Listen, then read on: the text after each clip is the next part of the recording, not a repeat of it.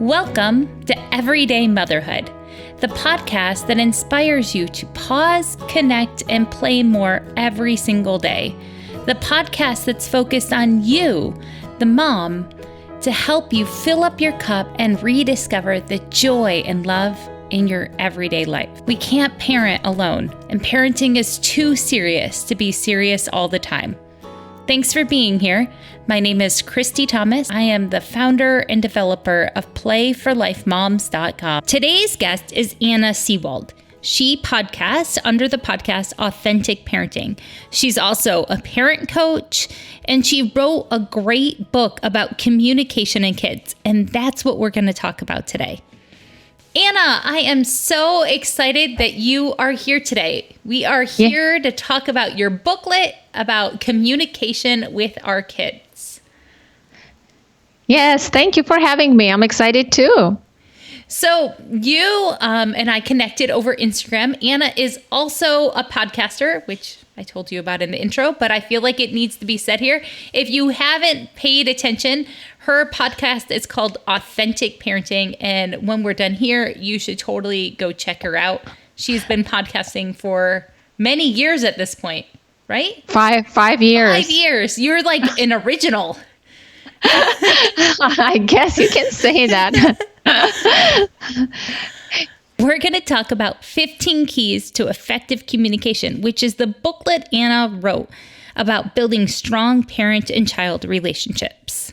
Yes, the way we speak to our children becomes their inner voice. No pressure, right? No. I was going to say, Yes, that's hard to take in, but just imagine the family dynamics, the communication patterns that you grew up with, and now you are a parent, and that's all you bring to the table, right? Unless you mindfully learn new ways of communicating effectively, unless you do the work, you're going to repeat the old patterns because you have seen how your parents had a conflict and did they repair? How did they repair? Did they yell and scream at each other?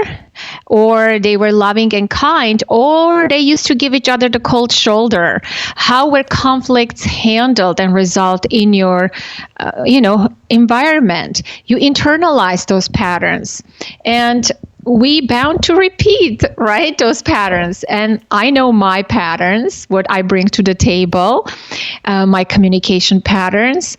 And it's interesting to learn and grow alongside my child.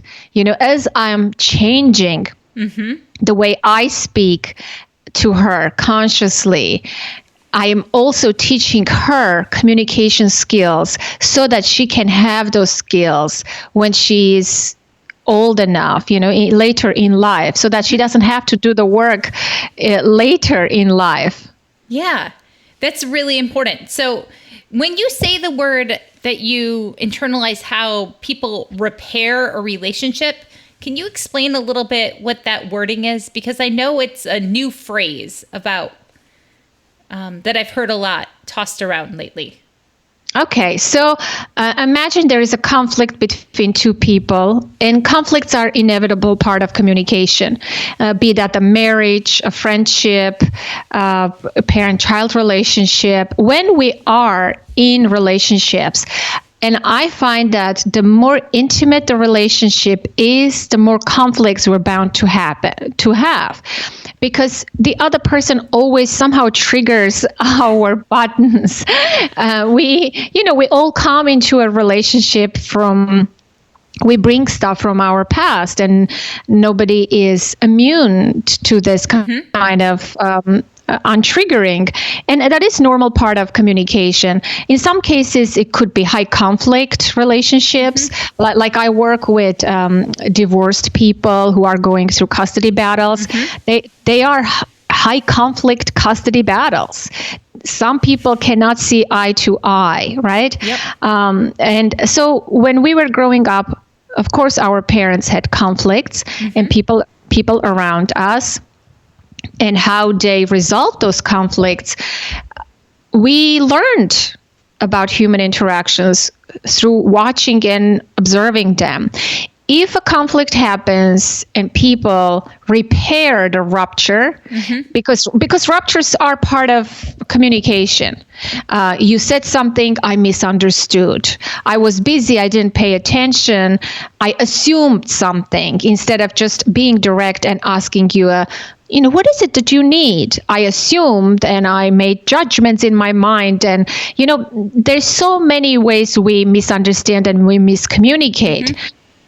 So it doesn't matter what the source of the conflict is, but how do we get out of the conflict? When the rupture happens, are we willing to repair? Do we know how to repair? Do we wait until the other person repairs? Or, what's our style? Whatever was modeled for us. Let's say, my parents argued and my mom gave him the cold shoulder for a couple of days and, withheld intimate relationships or didn't cook for a week and things like that. But then, of course, things go to normal again, right? Because this is human relationships. Well, as a child growing up in that environment, I learned that this is how people, resolve conflict. So the repair process is not as effective, obviously.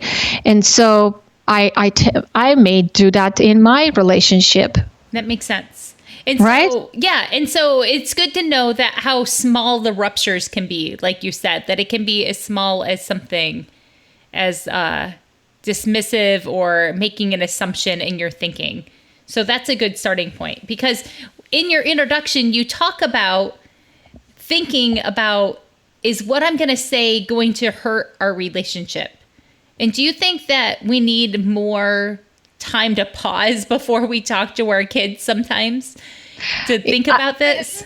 Yes, I think it's a good skill to have. And if you were to ask me, what's the most important skill I, Anna Seewald, have developed and cultivated as a parent, I will openly tell you that that's the hardest skill that I'm working on.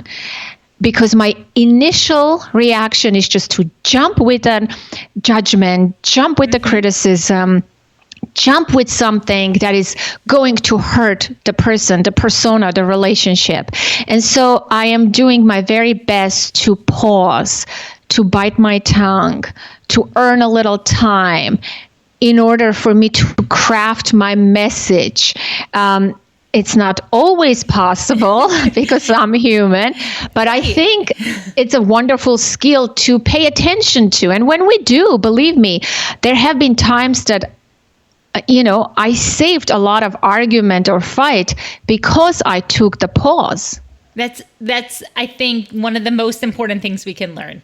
And so while you're pausing, are you thinking about talking with respect? Are you taking a deep breath? Like, what does that pause look like for you? And I know that it's probably changed with the age of your daughter and the different ways that she's challenged you, because I know pausing with a preschooler or a toddler versus a tween is a different experience. I think it's more important as they get older. The skill becomes vitally important when they get older, because the damage could be bigger. When they're young, they're still cute, and we can dish out compassion a little more easily. When they're older, we somehow don't see them as cute and lovable in those moments when we are triggered. So we want to hurt them by saying something hurtful in that moment. I think as they get older, we have to be more mindful, at least from my experience. Yes, I have changed. I have learned, I have strengthened this skill as I have grown, into a more skilled parent. Yeah. I noticed that in myself, that I don't yell and scream. I don't react. I am able to pause. And that pause looks differently at different times. It depends how triggered I am in the moment. It could be I can just take a deep breath and say to myself, okay, take a moment. It's all right. This is not the end of the world. This is not an emergency. It could be as simple as that, or it could be take a couple of breaths, walk away from the room or from the environment and go do some self-talk. Yeah. Or stretch, or put my hand on my heart and say, this shall pass. It's all right. This is not a big deal. Whatever your mantra is, I think in my case, I always say I'm helping my child. Like, I don't want to lose that perspective that this is a relationship, and one word can hurt and damage her soul deeply for years, right? Yes. And I think it is a really big concept that you put out there. As I age with my kids, I totally find that, as they lose their baby fat, it's easy to see them as more offensive on purpose and harder to take that pause and more important to take that pause because as they look more like an adult every single day. And so it's much easier for me to over respond now than it was when they were littler, is what I'm finding. Yes, I agree completely. Because they say hurtful things too. They say, I hate you, Mom. You're so mean, Mom. And the tone and the look on their face, it can be so triggering for many parents. It could be so personal for many parents. Right? Because it triggers those kids have relationship with us now, right? They know what your buttons are. They know what your deeply held secret is, the soft spot that's going to hurt the most in a lot of ways. However, they didn't install those buttons. Let's right? Exactly. Right? Yes, unfortunately, those buttons come with us, and they're just part of being a human, right? We both talked to Carla and about her triggers. If you haven't heard the episode with Carla Naumberg about how not to lose your shit with your kids, both Anna and I have talked with her, and she both ranked very highly on both of our podcasts last year. She's a really great resource. She is. She's amazing. She's witty, funny, and very, very relatable. Yes. So if you feel like you need to explore that, go listen to an interview with her. So once you pause, one of your communication strategies is to make sure you're coming to your kid with respect. What does that look like for you, and how would you help a parent start there? I think respect is one of those concepts that is hard to explain, but it's easy to feel and know when you receive it, right? Yes. And so when you are in that emotionally challenged situation, it's easy to call names, use put downs, use criticism, because from our programming, right? Our parents said, what are you, spoiled brat, ungrateful, and stuff like that. So all this stuff is still with us, right? In the background of our mind. So those old recordings, so to speak, programming will activate.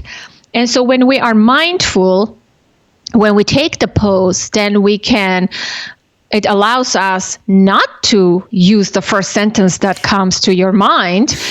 Instead, it happened to me many times. Yep. Or sometimes I say the bad word in my mind. Yes. But outwardly, I say something different because, I'm still angry. I can curse in my mind, but I do want to be those valid feelings in that response. Yes, you do. You are not, we're not saints or angels, right? We are human beings. And so sometimes you can say the curse word or whatever in your mind. That's all right. And then, but when you want to express, choose a different way, a more respectful, a kinder tone, and always say, how is the child going to hear the message? If I were to receive this sentence in this moment, how would I feel? I think taking that perspective shifts completely our response, and we can craft in that moment. It doesn't take much, just, a few seconds, but makes a huge difference. Absolutely. I think that's a game changer of a technique right there about remembering about how your child is going to hear what you're about to say. Because so many times, just my husband and I have had conversations, right? Like, this with other relationships that aren't your children. that you can say something and you can see that person's face respond opposite of how you meant to say it or how you said it. Like how you heard it in your head is obviously not how they just processed it. Yes, completely. Words are so powerful. Words can build someone up. They can be encouraging and empowering, and words can take your dignity away and just completely crush you and tear you down. Mm-hmm. And so what we say and how we say, I think, matters a lot. Yes. And so those words help us build that foundation of connection and love with our kids. But I think an important point that I run into is that I need to talk less and listen more when I'm in this stage of parenting right now. Do you find that, Anna? Yes, I agree completely. Yes, I agree completely. As they get older, I think even when they're younger, that they want to be heard. They want to be heard. And if we show up and just actively listen with openness and curiosity, we are already building that connection and we're being helpful. Like we don't need to do extra things. Right. Just that alone is so therapeutic and, fortifies the relationship. I think people put so much pressure on themselves. They think that they need to do things. Yes. But if you just show up, listen with an open heart, and just show with your eyes that you are enjoying this conversation, that you're curious and you're present. You're not looking at your phone. You're not thinking about what to cook for dinner or, oh my gosh, I didn't pick up the dry cleaning. Because when you, in your mind, ran through your to-do list or you're distracted, it's going to show on your face. Your child is going to feel that in authenticity in your response, right? Absolutely. Haven't we been on the receiving end of this kind of communication with our friends or partners? Yeah. Sure. And right. and you feel like, are you kidding me? I'm feeling completely ignored. Even with your own kids, right? Like when we give them directions, we sometimes get this sort of communication back where you know that they're not really listening. Yes. So in order for us to have that communication and for them to listen to us, I think the first step we have to do is connect with them in the moment. I think we fail to do that. When I talk about connection, I talk about two types of connection. The first one is the general state of your relationship. Are you in a good, connected relationship? And sometimes we sort of disconnect from our children. There are ruptures, conflicts, or physical disconnection and things like that. The general state of your connection, if it's good, because you feel it when you are in sync with your kid, generally speaking, your relationship is good. However, that's not enough when you want to get your twin or your toddler or your, 10-year-old to do something. They are busy in their room. They're involved in their world. They're disconnected in the moment. So instead of going and screaming from the other room, come on, let's go, put on your shoes. We're going to be late. It's worth going and making that momentary connection, meaning get an eye contact from them, get a head nod, or some kind of indication that they are on the same wavelength with us. So they are eager or ready to receive what we are about to communicate.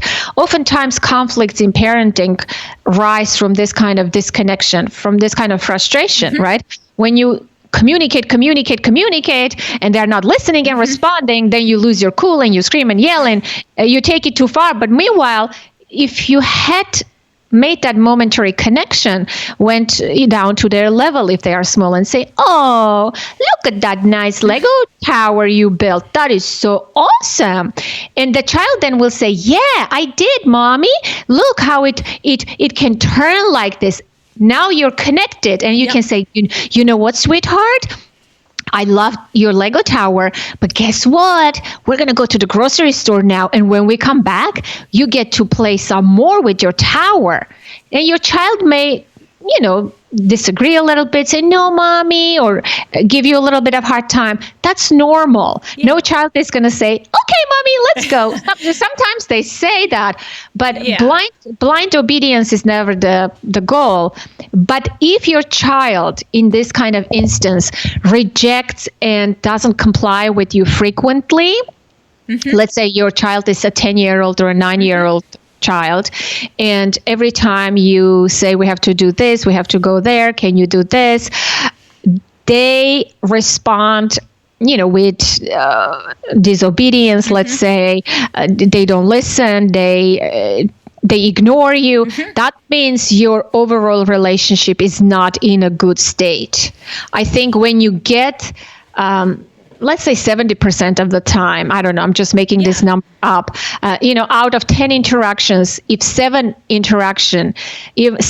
of them are your child does not listen, does not negotiate, and eventually do what you say, your general relationship is at risk. You need to repair their general relationship, I like that. That's a good benchmark of numbers for parents to pay attention to, because I think it's really easy to get lost in the day-to-day and not realize how much conflict that you could be having. And I think the moment-to-moment collection or connection is super important. Like when you talk about it, it reminds me of like the mother duck wandering around the farm and gathering her little ducklings up before she goes and walks. Like she collects them one by one. And we as humans in the age of technology right now, I think, have forgotten how important just eye contact is before we're going to talk to someone.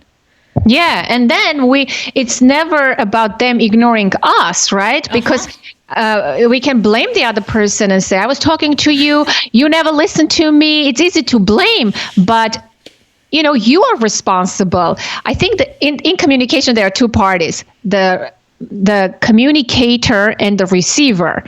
It is the communicator's responsibility to communicate in a way so that the other party will receive the message that they are communicating, directly, not in a convoluted way. It's the communicator's responsibility, not the other way around. That is a really good point. And that was one of the other tips I liked in your book about how you can use clear, direct language instead of saying no, and being like very specific, like go down the slide 6 more times and then it's time to leave the park versus it's time to leave in 4 minutes. Like that very direct language of a task and then a finish point. Yeah, because young children that's valid for young children who don't have a sense of time. So if you say 10 minutes we're leaving, they don't know what that is. But if you say 5 more times down the slide, now they are with you. They are counting the times on the slide. In terms of communication, I think simplicity is key. Being concise, clear, and compassionate. I think I call it the 3 C's of communication. I love that. Right? It's if you use that with anybody, I mean, you get big results.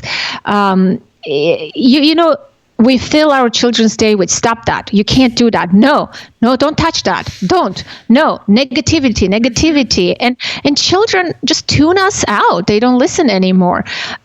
The same message could be said in a more neutral or even positive way. Instead of saying, for example, let's say a child is standing in their booster seat or a car seat or high chair. They're getting up constantly. Instead of saying, no, sit down. Don't do that. Don't stand up. You can say, feet on the ground, bottom on the chair, a different language, right? Hands to yourself, food on the plate. When the child is throwing food, instead of saying, no throwing, don't throw, you can say, food stays on the plate. It's a more positive way of interacting than creating this. It tells them what they can do versus. Yes, because if you start with the negativity, now they are in a fighting mode. Yes. Nobody wants to hear negativity. I think changing that language is challenging. It's not easy. No. Because those programmings are so hardwired. These are hardwired generational patterns that we are pushing against. This is why I always give my clients an exercise. I give them a list of common phrases. I ask them, what do your children do that you say, don't do that, stop doing that? You make a list of those sentences or those descriptions, and then you come up with a neutral way of making a correction, right? Or reprimanding a child in that moment instead of the stop, don't touch that, don't do that, no jumping. It's like, okay, we get it, no jumping.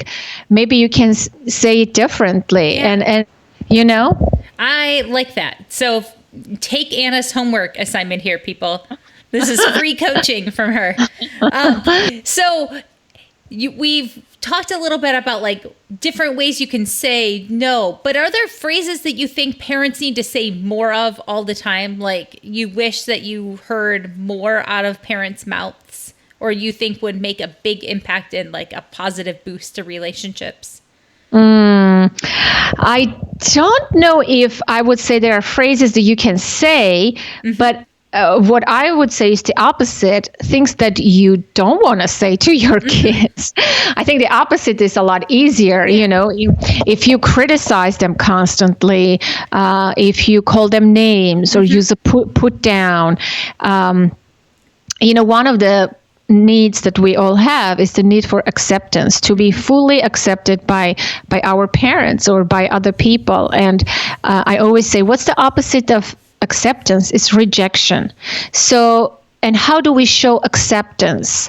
Through nonverbal and verbal communication, right? Yeah. You can just look at someone and communicate acceptance just with your look, or you can use words. When it comes to verbal communication, if you constantly criticize your child for being a klutz, for being lazy, for not getting the grade that you wanted them to get, if your child comes home and says, "Mom, I got 86 on my test," and the first comment you make is, "How come you didn't get 96? You studied the whole week. I don't get it. Ouch. How come?"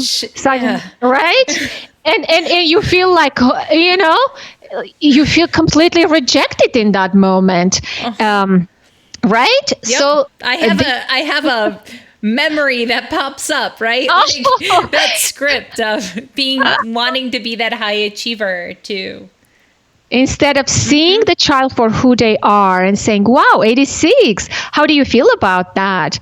And instead of being the one who judges and criticizes and evaluates the child's achievement, let the child form their own opinion about their own potential, about their abilities, about their performance. Because in the end of the day, that's what matters, not our judgment of them. If you say, "Wow, 86, how come you got 86? Are you happy with that number?" And then the child will say, "Yeah, I'm happy. I studied only 5 days out of 10, and I think this is the best I could do." You can say, "Wow, yeah." And that's it. That's the end of the conversation. Right. Maybe, of course, you want your child to get 100 on all tests. Of course. But that's not realistic, right? Right. Yeah. And so how are we communicating acceptance with our language? That's the key. Because if the child feels accepted, they will flourish. They will learn. They will do everything for us. But if we use commands, demands, shaming, guilting, and those kind of harmful communication patterns, we're going to hurt the child, their ego, their sense of self, poke holes in their self-esteem. And when someone feels like that, they're not going to act their best. No. Right? No, I don't act my best when I feel like I have holes in our relationship. So in the back of your booklet, you have a couple phrases that I've picked up and I've been practicing. Like, "I admire how you ... or or just the simple phrase of "you are very special," and letting my kids know that, because it's so easy to get lost in this correction and direction and judging communication. So that list of phrases was really, really helpful to me. These are 15 phrases you could say, yes, to your children every day. Instead of, for example, saying, as parents, we always, when a child comes from school, what did you do? What did you eat? Who did you play with?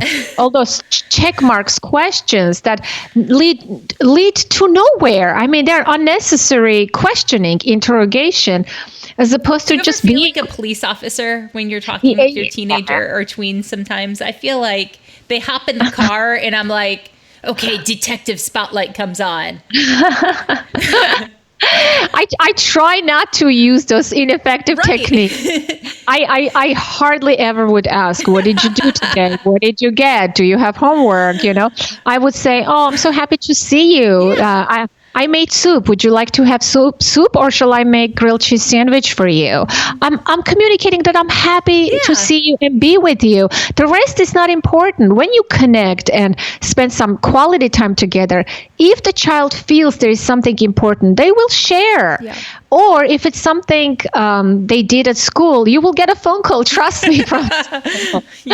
Right? So either way, you're okay. It's our anxiety. Are we doing good? Am I a good parent? Let me go through my checklist and give myself a sense of comfort. Yes, I did that. I'm good. My kid was good. I'm good.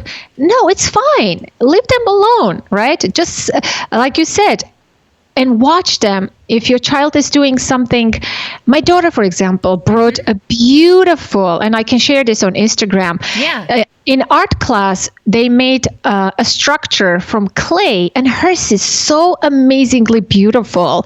It's a very abstract piece, but I just fell in love with it. I said, wow, can I have this to put it on my, bookshelf? I admire this. I admire your ability to see color and juxtapose colors.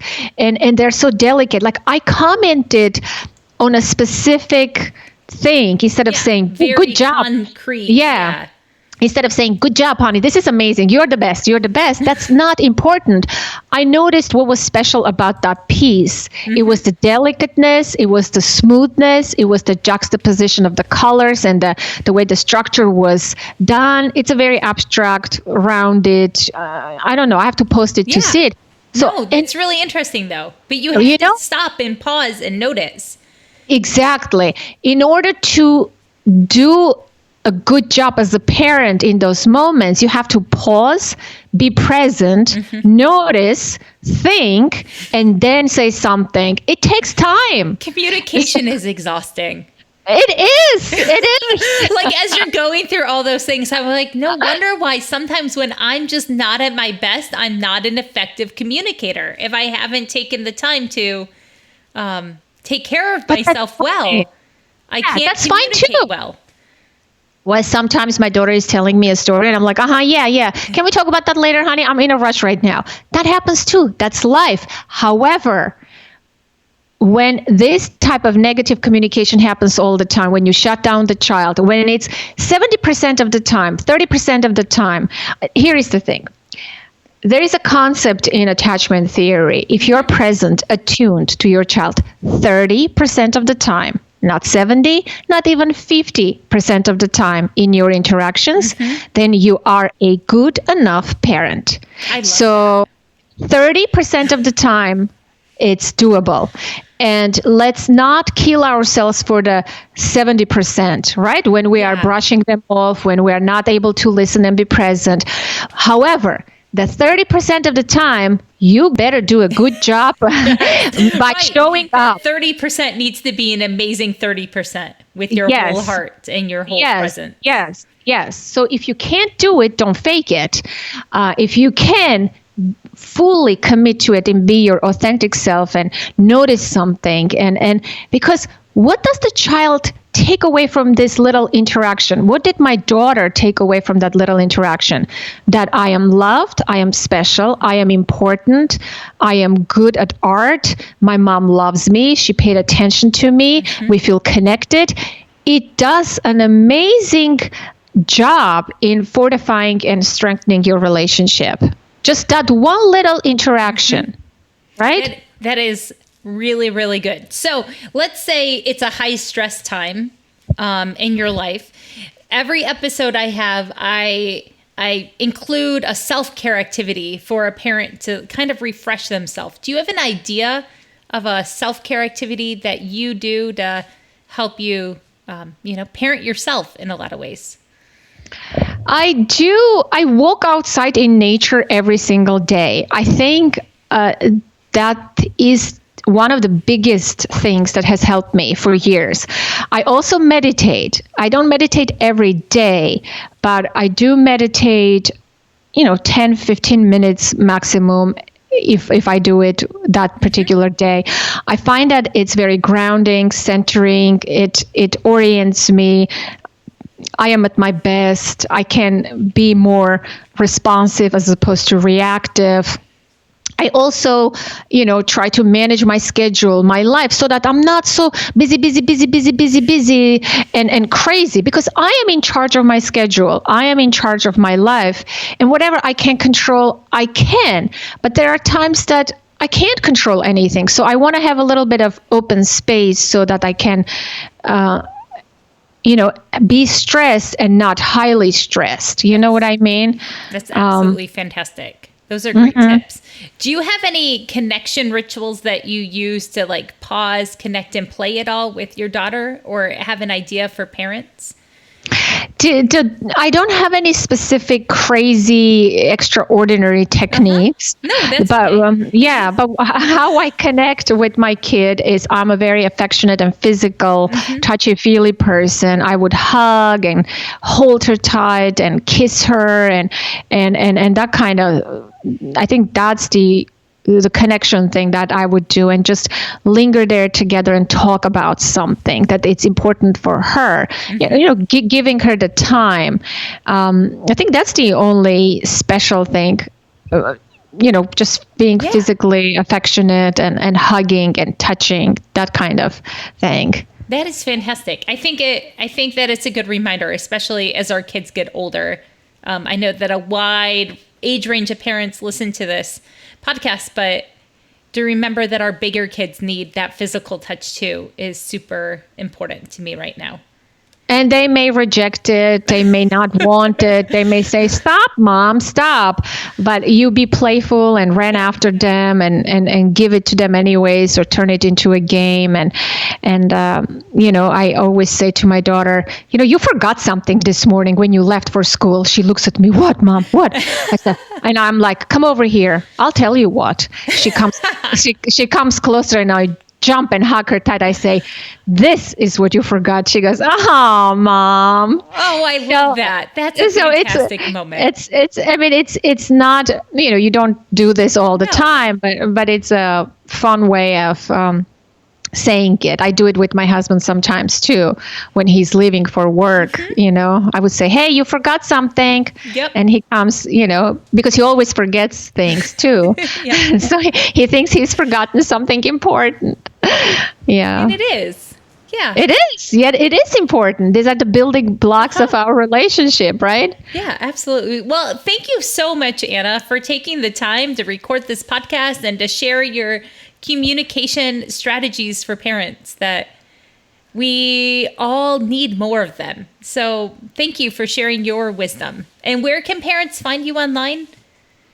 My website is authenticparenting.com, and everything is there. And you can follow me on Instagram. As I say, the only social media platform I use and somewhat like is authentic.parenting.podcast. And we will spread the word about this episode together and hopefully connect with the listener. Yes, thank you so much. Thanks for being here. Thank you so much for having me. It was a blast. You asked the best questions. I hope that you took notes during this episode, and if not, you should go back. I filled up a whole page. Communication takes a lot of effort, and with everything going on in the world right now, we know that words matter. So let's carefully choose our words at home. Please go leave a rating and review, and if you want to continue the conversation, find me over on Instagram. Just like Anna said, it is the social media platform I prefer. Thanks, and have a great day.